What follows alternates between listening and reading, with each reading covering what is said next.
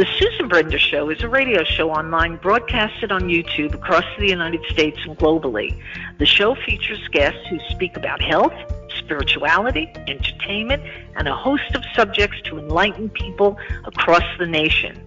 Listen to the show that empowers women and men alike and highlights those who have made a difference.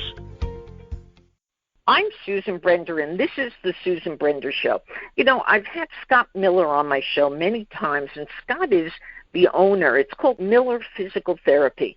And today I have one of his associates on the phone with me. And you know what? He is the most interesting guy. And I've listened to him because I go to a PT, and when I go, I hear him talking to people. And what he says is so interesting.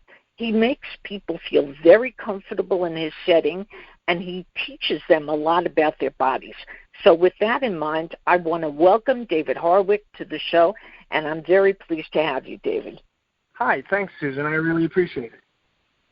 All right. So, you know, David, I started going to a PT a long time ago because I had an issue with my shoulder.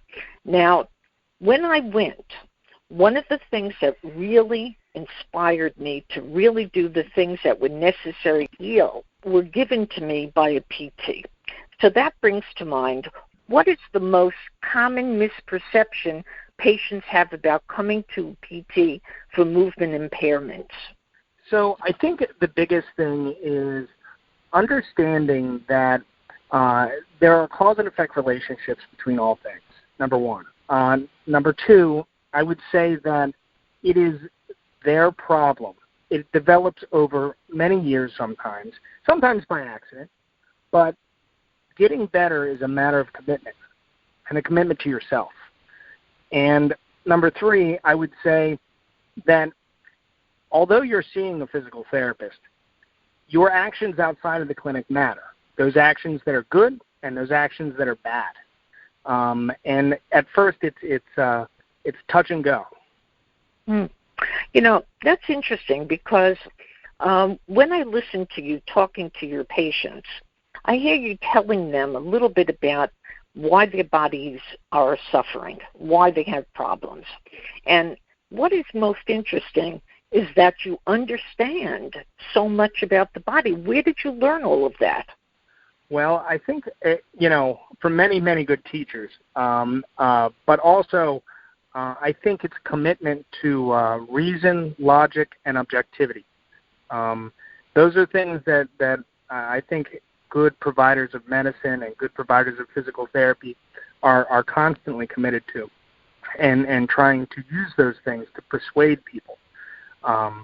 You can't just go through the motions of being a physical therapist if you're not using facts to help persuade your patients, but also to educate yourself. There's lots of evidence out there, and that's what differentiates the educational levels, in understanding research and applying that research. Suffering stress has an impact on their body. And with that in mind, I want to know, do you treat them differently today than you did before because of all the stress that they're going through?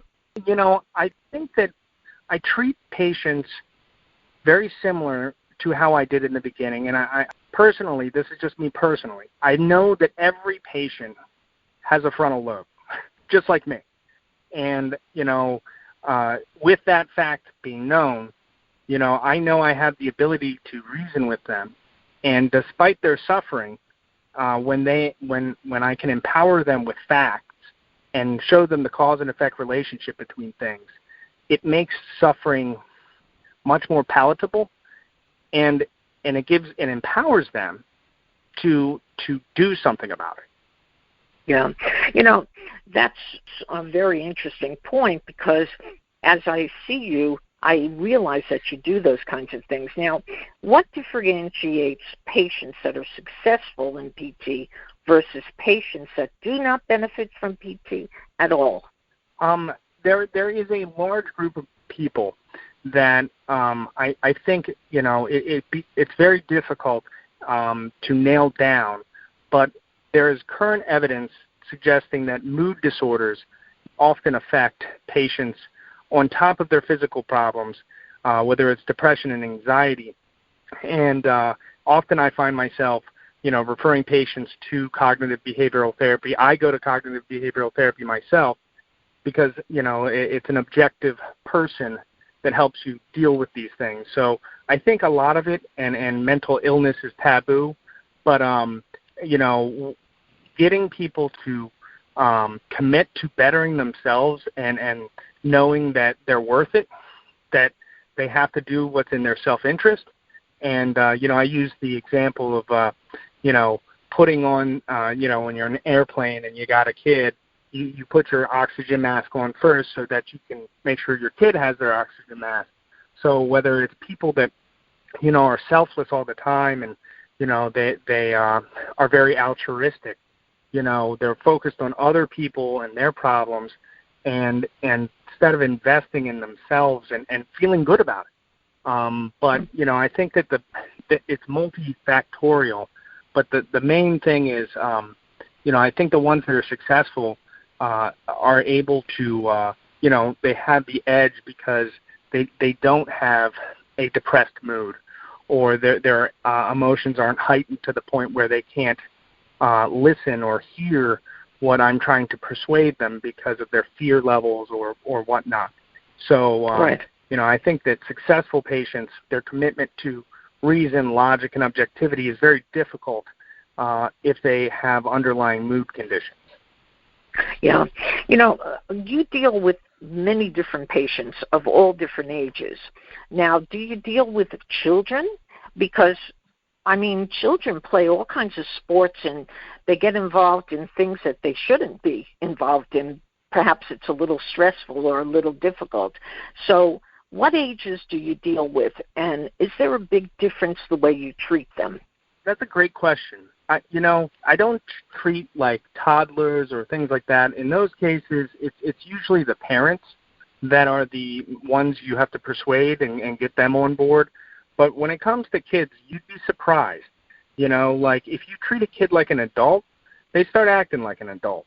And like we all look back at our childhood, and we wanted our freedom, we wanted our independence, and if you give them boundaries and give them high expectations, they will meet those expectations. And I think that as a society, we often forget that they have frontal lobes too, and if you hold them to the standard that I know you can think for yourself, I know you can use reason and logic, I expect you to, and they appreciate that. And I've worked with 8-year-olds that like that. So people come into your studio, if you call it that, or your clinic, if you will, and a lot of them are children. And I'm sure there are stories that you have that you can tell us about how they receive information, and do they really use the information that you give them? There is a story. I have many stories with kids. And I would say it's often highly influenced by the parent. So, in terms of good stories, they're motivated by things that we all are motivated by. And a lot of the kids that come in, they're motivated by they want to play sports, and, so long as you dangle the carrot in front of the horse, so to speak, the horse will go for the carrot, and you leverage, that concept. You want to run, you have to invest in this process and correct the deficit, and that will allow them to see that fact, logic, and reason are used to help facilitate a kid's well-being, whether it's a child or an adult. You can't shake reality. You can't have your cake and eat it too. So if they want to play sports, they have to you use the deficits that you're finding during the examination, and you say, you see this is, this weakness in your hamstring is why you have knee pain when you're running. And, the reason that hamstring is weak, it could be too tight, or it could be just too weak in general, but basically they're no different than my adult population. Right. David, sounds like as I listen to you talk about the kids and the problems that they have, it sounds like it would be more important for them to actually come to a PT even before they have an accident. You were talking about strengthening. So, your job is to really make them strong so that they can play the game. Now, I just have another question, and that is, what sport causes, in your opinion, the most problems? So typically it's something I think people wouldn't expect. Swimming is a big one. Dancing, your people that are in dance, because they have no off season. There's no seasonality to it. But in terms of the major sports, I would say female sports are often more prone to injury in general, all sports. But in terms of all sports, I would say the majority of people I see are probably soccer players, because they don't do much strength training. Now, let's go to another thing, and that is, do you think that your profession is meeting the public's expectations, and if not, why? I don't think so. I don't think that my profession is filling the niches that are the disparities, if you will. Currently, I would say 3/4 of all the patients I'm currently seeing got hurt because they were trying to get in shape, and that's a lot. So, I think that the profession could do a much better job about offering services as prevention as well as rehabilitation. We can literally find deficit in an individual before they ever go on the field that they can fix before the season even starts. But insurance doesn't pay for that, okay? And, 40 years ago, physicals by medical doctors were not paid for by insurance until they realized that strokes and heart attacks and diabetes were better and financially cheaper to deal with on the preventative end. Now they do pay for it, but they don't pay for physical therapy, annual physical, for whatever reason, probably because they don't like paying money. But individual parents or individuals that are, just want to recreationally lose weight, they'd rather go to a personal trainer than go to their local physical therapist and get a thorough upper body and lower body examination. So if I hear you right, you're saying that coming to a physical therapist is more advantageous to one's body than going, for a trainer. Now, that's an interesting thing because people don't think about that, do they? They think if they go to a personal trainer, they're going to, kind of get stronger and their bodies are going to be like buff and they're going to be, lose weight and that sort of thing. But you're saying, if I hear you right, that a physical therapist with regard to prevention can do as much, if not more. Absolutely. Yeah. So let's go on. So do you think that the government should move towards a single-payer system or socialized medicine? Now, that is an important question because we have a president right now, and I don't want to get political, but, who's really leaning towards socialization. What's your thoughts about this? That's a very good question. And I think that, we all like to do, or we like ideas that sound good. And socialized medicine sounds good at face value, but implementation of socialized medicine will destroy medicine as we know it. Well, what you'll have is you'll have two tiers of medicine. You'll have people like me who refuse to work for the public sector and want cash only or gold, okay, and we're going to charge a lot of money because we're worth it. And then you're going to have other people that like the security of being in a government system, very much like the public school system. So if you know any people that go to private schools or elite private schools, the people with the money send all their kids to these elite private schools. And the teachers don't really get paid that much better, but they're paying $40,000 or $50,000 a year to send their kids to these schools. And, everybody else has to go to the gen pop of public schools, where who knows what's really going on with their education. And, I think that we are so isolated as a nation. We don't, we have Canada to the north, but how many Canadians fly to Florida to get their medical care done, because they can't get seen in the government system. They'd rather fly forth down here and pay $4,000 for a knee replacement than wait a year up north in Canada, So I think that it sounds good, just like the public school system sounded good when they were saying everybody be educated, this, that, and the other. Well, how's that going? It's not going so well. Great point, David.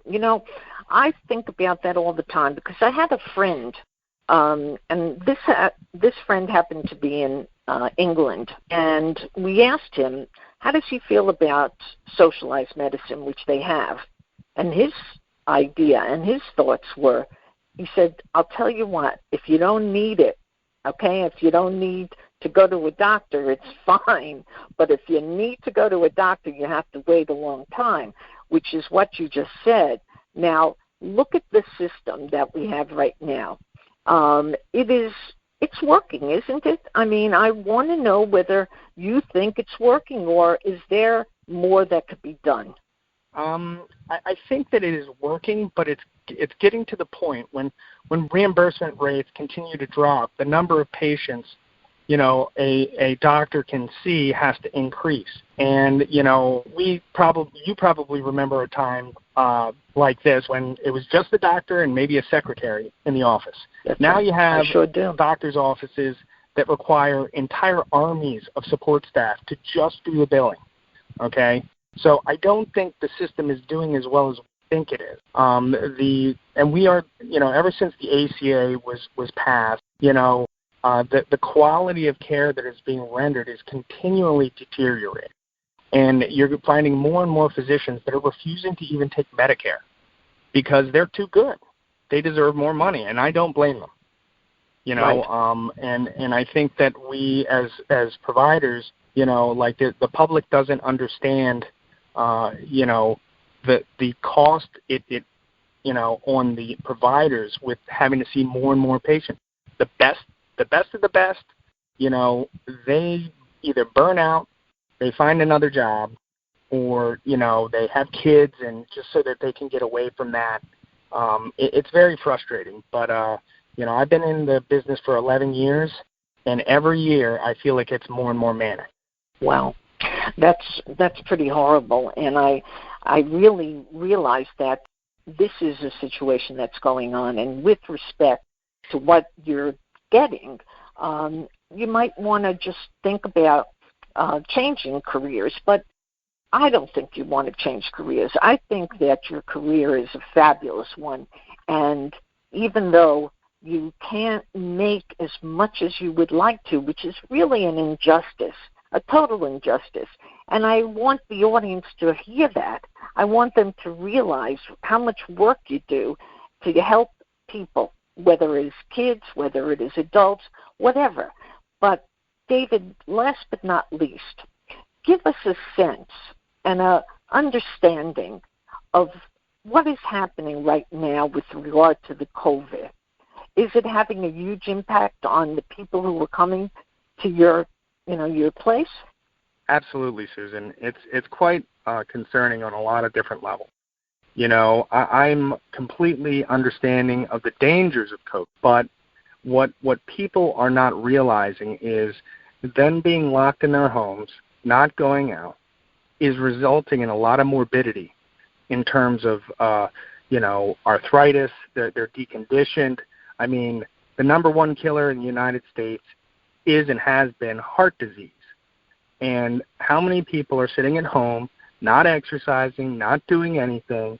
Heck, they might be too scared to even go see their doctor. Right. So the secondary effect of COVID, I think, is pernicious and is very sneaky